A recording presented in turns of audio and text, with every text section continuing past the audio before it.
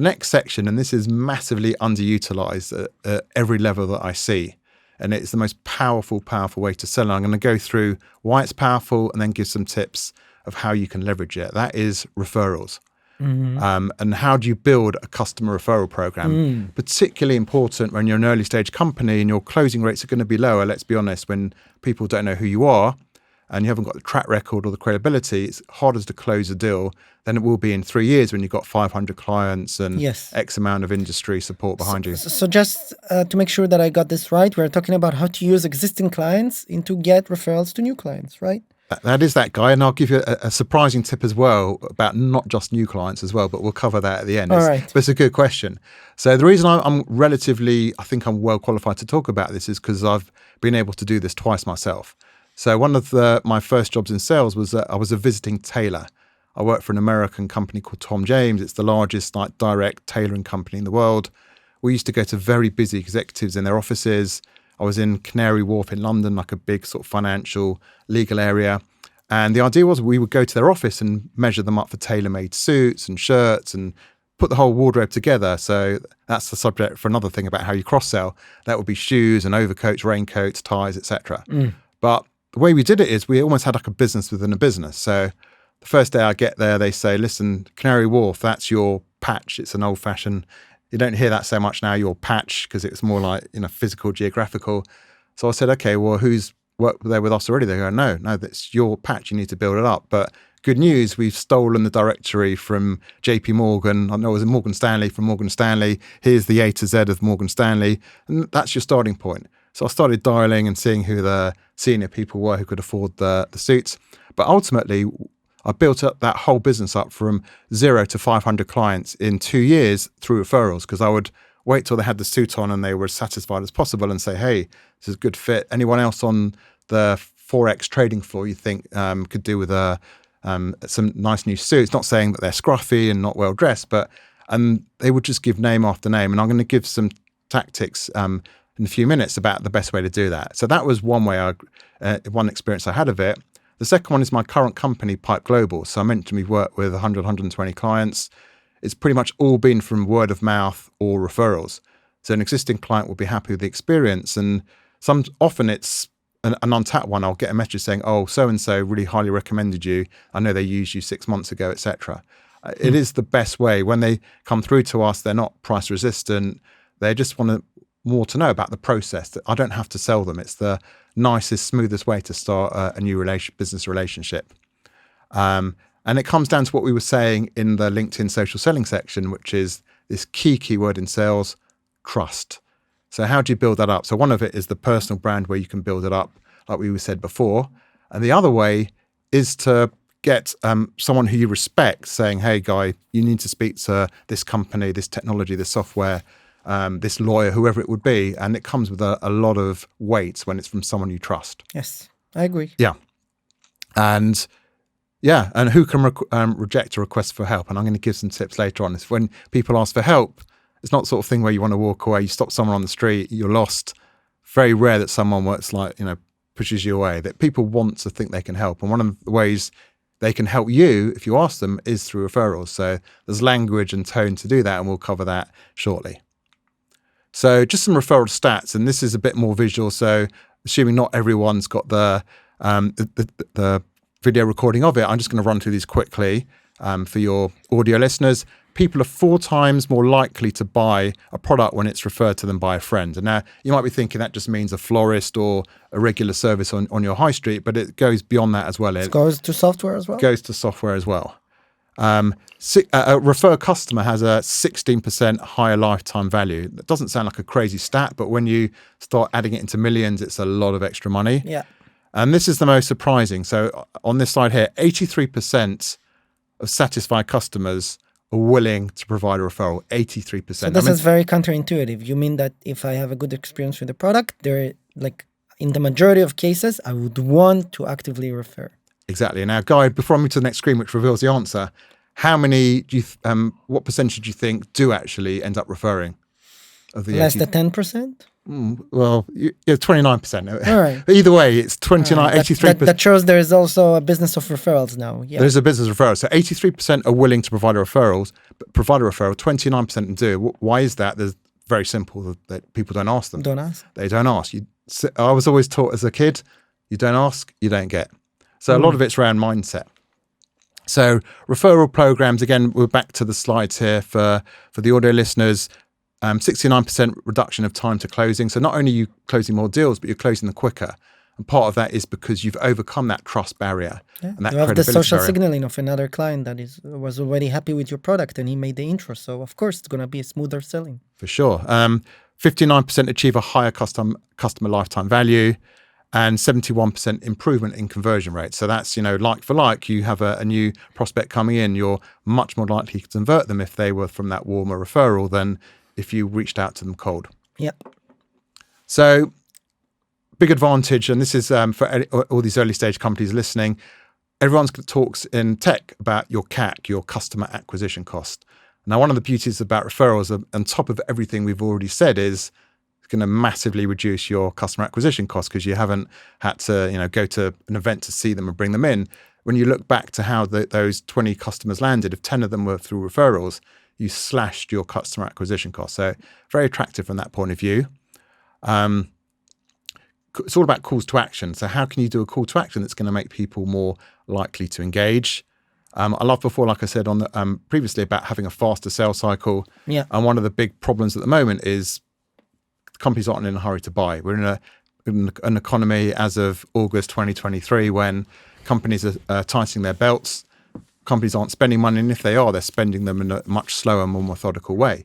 Again, having that referral, that warmer, that trust there reduces some of those barriers and those frictions. So companies always want to sell more, but if you sell in June compared to in October, that's also got a huge impact on your bottom line as a company. Yeah. And ultimately, I always say, and I've got a great story around this, do you believe me or do you believe my customers? Now, people always think, okay, this guy's a sales guy, so obviously he's going to be telling the story. So I used to go to a lot of conferences and trade shows, and I did this trick a number of times, and it used to work like a dream. So I'd go to a show and I'd see a client. The client would come to the stand, we'd have like a free gift, and we'd start talking, etc. And then out the corner of my eye, there'd be someone who's waiting and hovering, and they want to talk about the product, but I know that they're not a client already. So what I could do is try and sell, the three of us together. But what I always did was just introduce them to each other. I said, oh, by the way, Guy, meet Tom. By the way, Guy's been using our product for 2 years. Tom, from what I understand, is interested in the product. I'm just going to step away and grab a coffee, but you guys, feel free to chat. No pressure there. I'm not listening in. Who do you believe more, me or my customers? And that's a good question. Yeah. Well, hopefully it's always my customers. So, which is why that strategy works so well, and which is why referrals is such a powerful way, but so underutilized. It's such a crying shame. In the companies I work with, we really work out a strategy around referrals. Even customers they spoke to years ago, there's so many ways you can bring people back to the table in terms of referrals. So how do you build a referral-led business? And I'm not saying that you're never going to need to go outbound again. You're never going to go through other channels. I'm saying... But you can use that as an actual legit sales channel. How do you use it as a legit sales channel? How do you monitor it? How do you have a strategy around it? And I think it is important to have a strategy. It's not an ad hoc type of thing. So the first thing is give excellent service, which should go without saying. But if you're giving excellent service, it makes them look good. Like we've all got examples of having referred someone to a product or service, which we... maybe used once or twice, we thought was good. And then our friend or our colleague used it and was like, sorry, that was a disaster. Yeah. And it reflects badly on us. So if you are giving excellent service, you've got a longevity of a relationship, then they're much more likely to refer you. It makes them look good as well if they've saved the other company money, if it's like an ROI-based tool, for example. The other thing is let them know they need your help. So this is what I was saying before about the almost being a bit vulnerable, saying, hey, Guy, I hope you don't mind me asking, but we've got 50 clients, as you've seen our testimonials, and we've been working with you now for the last 3 months. But we really build our business almost exclusively through word of mouth and referrals. We find that's the most effective way. We don't want to be just bombarding the market. would you feel comfortable to help me and give me some introduction? So it's already about letting them know they need your help, which is why there's the 83% that would refer, but only 29% do, because no one asked them. And there will be the generous people that we see this ourselves at Pipe Global, where people behind our back will refer us, but how much more powerful would that be if we were asking everyone after a good experience, any other companies you know that might want an introduction to us? Yes. Yeah. And then it's how do you almost reward people that do that? So that could be a discount on the product in the next year. It could be give them an extra month free. It could be adding use licenses. There's so many ways you can play around with it. I mean, I always give a gift. I mean, if someone's referring me to a new client, give them a gift. It could be a voucher. It could be a bottle of whiskey. It could be whatever. And old-fashioned wise, particularly if it's someone in the same country, with a handwritten old-fashioned note rather than just something printed off. It's just got that legacy thing that I've invested time to write a handwritten note like the old days saying, thank you, Guy. I really appreciate that introduction. We're now working together and, you've really helped me build my business. It makes them feel good as well. And probably more likely next time to refer you again as well, because you've shown, you show that you care, you show, yeah, and you've been active in saying thank you. Yeah, and I've seen it the other way around where people haven't thanked, and I've seen conversations like in companies I work with where they've said, oh, by the way, I introduced you to that company 3 months ago. Is there anything ever happened? I go, well, I'm so sorry. I should have thanked you. Yeah, we're now working together.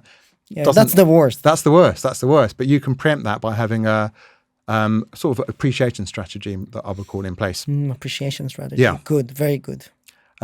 Also, be specific about your ideal customer. So let's say you're a cybersecurity client and you're of a certain size. There's no point in them recommending you to a company that's got 4 people in it and that hasn't got any infrastructure around it. Sounds obvious, but if you want to get the best referrals, then say you need to be very specific. Very specific. We're looking for companies that are 1,000 people. They've got 3 or 4 sites, et cetera, whatever it would be. They could be vulnerable because they're in the fintech industry. Those are our ideal clients, et cetera. And you're more likely to get that than just asking someone to be creative from the top of their head. Can you also be specific and say this is a short list of 5 companies that I thought about reaching out to? 100%. Do you know any of them? 100%. I've done that many times before myself. Yeah, part of it's about being bold, and it's about having a sales DNA, a sales mindset. Now, some people out there feel like this is, too pushy. If it's framed in the right way, it's not a pushy sales tactic. It's almost, you've got to use the right language and the right tone. And again, thank and be appreciative. But yes. People do it the other way around all the time. If you think when you're looking for a job, how many times I'm sure you get pinged all the time saying, hey, do you know someone at Amdocs? I'm looking for a job there, whatever it would be. So, and they can see you're connected. It's the same type of thing. And you can use LinkedIn again, get back to LinkedIn and seeing that I'm connected to the purchasing manager, the decision maker of that company. You've done the homework for them. I see you're connected to so-and-so at this company. We work with these types of companies. You're a happy customer. Can you make that connection, please? Yes. Obvious ones are like industry networking events. That's always a good time where people are already in that networking, giving type of mood. So you're sort of jumping on the tone of those events. Those are some ways to do that. Other tactics around referrals, because again, you've got to have a strategy, not just say, hey, anyone that you know that could work with us. If they were a referred customer themselves, even better. You say, hey, you might remember that you were introduced by Bob, back 6 months ago. We want to do the same with you. We want to do the same with you. And I hope you don't mind it. You're much more likely to if you were referred because you say, oh yeah, I thank Bob myself because now I wouldn't have known about you guys without him, and off you go. So I think that's very powerful. Emotive. Sales is emotional in general anyway. We're always talking about tapping in to emotion. I'm not saying you burst into tears and start crying, but you start to use emotion around it. Say, listen, this is a business that we've built up to 50 clients. We're still in the early phases. This is how we want to grow our business, and amazing people like you can help us on our journey. It's very hard to just say, good luck with that, guy. We'll check in 6 months. I hope you find some new customers. You're likely to engage because you've got that direct request for help in the right language. Obviously, sharing client testimonials and things like that, which I know a lot of companies are doing already anyway. That's a good way to generate it as well. You can start leveraging that, piggybacking on that, and seeing if they can introduce people because you know that they're a happy enough customer to have given you a testimonial. Like I said before, when you go to an event, that whole type of thing, even better than you approaching them, it could be that I approach them on your behalf. Get them to do the approach. Get them to tag you in a post, say, just wanted to do a call out to company X. They were amazing. You can put, here's a graphic and a text that you can use. Here's a graphic and a post. You can say, we thought it was going to take 6 months to onboard and see results. We're here 2 months in. We've already done X KPI. We're recruitment technology. We recruited 3 new people through this. Where, team were amazing. That, whatever it will be, much more powerful than you just sharing it from your corporate page again when people think, oh, there's a commercial here. Yeah. So that's a subtle way to do it, and you can reshare it. Go, oh, I was amazed to get this feedback from this happy customer, but it's a nicer way to do that in the journey. And yeah, just as we do it online as well, let them connect. If they're not at a physical event, they're not sitting like we are today in front of each other, let them connect with each other. Say, I could just call Mary, but it'd be great if you maybe teed her up and mention I might be calling, or you set up the best way I always like is they do like a 3-way email or a 3-way WhatsApp or Slack message where you're tagged in, etc. And all you got to do then is reply and BCC them and off you go. That's the ideal, because often they'll give 3 or 4 names and then some people are still quite awkward about calling them and they hold back a bit. Yes. You're not going to do that when it's been served up warm on a plate for you. Referral tactics as well. So again, don't be too generic. Don't ask like, who do you know? I mean, that's people blank. So I was going back, if I go back to that example when I was building that business of tailor-made suits. So I could have just said, hey, do you know any other traders? But you could start to map it out. Say like, you're in the European desk. So who else sits in the European desk? And when they start, you could see them like painting pictures in their mind, going, oh, there's Sally, there's Chris, and they would start to go almost around the table, and then suddenly you've got all the names. Yeah, they can visualize it. They can visualize it and give them ideas. And if it was, I used to say to them, and again, this is different for a corporate maybe, I'd say like, who's at your golf club? Like who drinks with you on the weekend? And suddenly from going from 0 names, they've suddenly thought of 4 or 5 people because they've boxed people into those categories. Now, this is a great tip that I learned myself when I was working for that tailoring company. Is honestly going back like 23, 24 years ago now. It works amazingly. Now, this is what we used to do. We used to ask for a referral, say like, or referrals, plural. At least we used to almost have, like, we'd have a referral book. So the first thing that is they would see, this is again more old fashioned because it's not like on the Zoom, but they would see the referral book. So they would see and they'd see like pages before. It's like when you give a donation on a charity website, if no one's given a donation, probably you need like 3 or 4 people to donate. And to donate, if everyone donates $5, then everyone else is going to donate $5. If it's $100, then people up their donations. It's all been proven psychologically as well. So the same type of thing. So that would be an old-fashioned book. And what I would do is I'd say, hey, guy, do you know anyone else that you can recommend for our type of technology? And you'd come up with 1 or 2 names. And normally thinking, okay, I've given a couple of names, I'm done here. What I would do is, and again, if you're on audio, you can't see this, I would look down at the book and I wouldn't make eye contact. So I've got 2 names and I'm writing them down. And all my body language is saying is that surely that can't just be 2 names. It's got to be more than that. And I'll be waiting there 10, 15 seconds. You had to practice it a couple of times. 10, 15 seconds just waiting there. And eventually 2 or 3 other names came. It worked like magic every time just because of almost like the awkwardness of doing that. And eventually they go, no, I literally, there's no one else I can refer, whatever it will be. But just think of that. If you're having 2 or 3 conversations around a month around it, and you're getting one extra name through using that tactic, and you do it on Zoom as well. It doesn't have to just be in person. On Zoom, you've got your camera on. They're giving you a couple of names. You've broken eye contact. Your head's down. Works on Zoom as well. So it's like you're waiting for the 3rd name. Exactly. Because it's so trivial for you. That's the show that you're making. Exactly. Like everyone else is giving 3, 4, 5 names. Surely you don't know just 2 people in the industry that you can recommend me to. It's like that. And then as we can see, the chances of closing, all those stats we talked about before, all of those things are so much more likely to happen to close. So just 3, 4 of those extra ones could be worth tens, hundreds of thousands of dollars, depending on the product you're selling. Yeah. And it's just a small tactic that you need to practice and to get right. So get them to make the introduction, so much so that sometimes they don't know how to do it. So I would give them a text. I'd say, hey, it's light, casual, it's like 3 or 4 lines, just use this. Here's something that you can use. Here's something you can use because people... Help them help you. Help them help you because the people get lazy and they don't do it themselves. And then if they didn't want you to didn't want to make the introduction that way, then very soon after it, even if it might be... I used to do it, it was different with the suits. I used to do it like an hour later. I'd say, hey, did Guy mention I'll be calling? And chances are you hadn't because, we'd only spoken about it an hour ago, but for me, it was a hot lead. they would sort of say no, but you've got straight through already. You've already like got through, even if it's a secretary. In the old days, you'd say, well, I'm calling because Sally mentioned I need to speak to Bob. And then you used to get through gatekeepers that way as well. So yeah, once you've got that, you just got It's a good opening. It's a good opening. And you Yeah, just got to, they'll be wondering who's like Bob. Why? Yeah. you just got to capitalize on it. But you've done the hard work already. So by then you shouldn't blow it from there. Mm-hmm. And then, yeah, just I would send this email text that I would send. This is an actual example that we see in the slide for those of you. An actual example, and I'm personalizing the message. I'm explaining the relationship already. I'm trying to match the sort of tone of voice I know, keeping it polite, professional, appreciative, all the things that we said already, and really making it clear that you value their time, appreciate their help.